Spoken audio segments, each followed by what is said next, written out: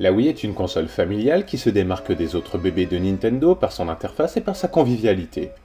Les précédentes consoles étaient bien évidemment conviviales, mais pas tout à fait dans le même sens. Le cube ne servait qu'à faire tourner des jeux. La connexion au net n'était à l'époque qu'une vague rumeur et rien ne semblait presser cette possible extension à venir taquiner les consoles de salon. Pour peu que vous ayez réussi à connecter votre Wii à Internet, tout un nouvel horizon s'offre à vous. Pour la connexion, il n'y a pas 36 solutions. Soit vous ne voulez pas vous casser la tête et vous optez pour le connecteur USB de Nintendo, quand même 40€ dans toutes les bonnes crèmeries, soit vous êtes débrouillard et vous arrivez à installer un réseau Wi-Fi chez vous. On connaît les 3 premières chaînes. Ce sont les chaînes classiques de la console. La première est celle du jeu qui est inséré dans la machine. Ça peut être un jeu Wii ou un jeu GameCube. La seconde est celle des Mi, ces adorables avatars que l'on peut créer à son image et qui viendront personnaliser vos parties de Wii Sport ou de Wii Play. Après, on peut s'amuser un coup avec la chaîne photo. Déjà, l'utilité du net se fait sentir ici puisque vous pouvez retoucher à volonté les photos que vos amis vous envoient.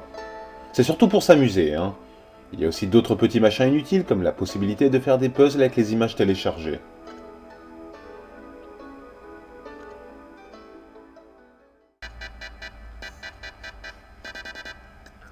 La chaîne boutique est de loin la plus importante de toutes. C'est elle qui fera vivre votre bureau Wii. Pas de panique, un petit mode d'emploi en ligne vous guidera à travers toutes les étapes de téléchargement.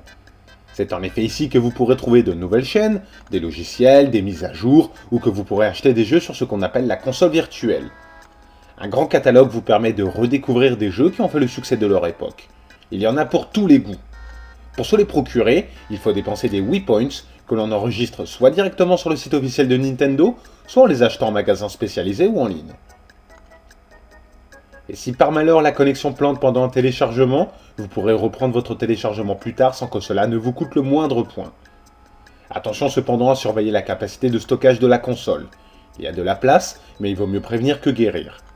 De toute façon, on peut sauvegarder des données sur une carte SD toute bête, ou même effacer des chaînes pour les télécharger de nouveau gratuitement une autre fois. Tout produit qui a été acheté une fois peut ensuite être téléchargé à l'infini, mais un jeu de la console virtuelle téléchargé sur une console donnée ne pourra fonctionner que sur celle-ci.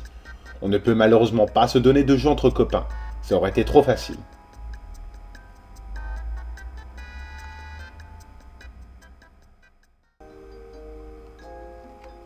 Dans la série des gadgets, la chaîne météo est assez exceptionnelle. Elle indique en temps réel le temps qu'il fait un peu partout sur le globe. La chaîne vaut le détour surtout par son ambiance reposante et sa musique d'accompagnement très relaxante.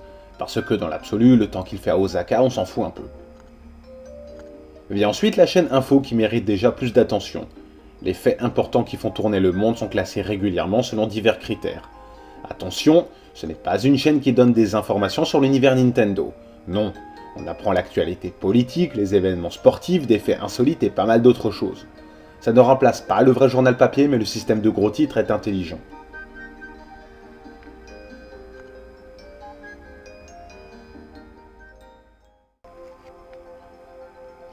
Encore dans la série des gadgets, la chaîne Vote apporte son lot de divertissement avec une nouvelle question en moyenne tous les 3 jours, et à chaque fois 2 choix possibles. Et puis attention les questions, hein. Le pire est qu'il y a des tas de statistiques à consulter après chaque vote. Complètement dingue. La chaîne internet est plutôt inutile, vu que l'interface de saisie ne permet pas de taper aussi vite qu'avec un clavier, on perd un temps fou à saisir la moindre adresse internet. On retrouve quand même la plupart des options propres au navigateur standard comme les favoris, la possibilité de revenir en arrière et les options de zoom pour optimiser le confort de lecture. A noter que le navigateur arrive à lire les vidéos YouTube.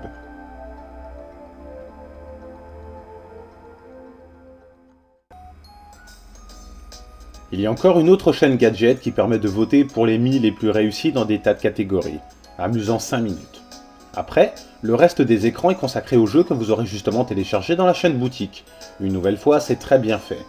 Un mode d'emploi électronique vous explique le fond du jeu, vous montre comment jouer et vous donne quelques astuces. C'est très pratique car ça évite d'avoir à galérer pour trouver la notice ailleurs. Il faut juste faire attention à la compatibilité avec les manettes de jeu.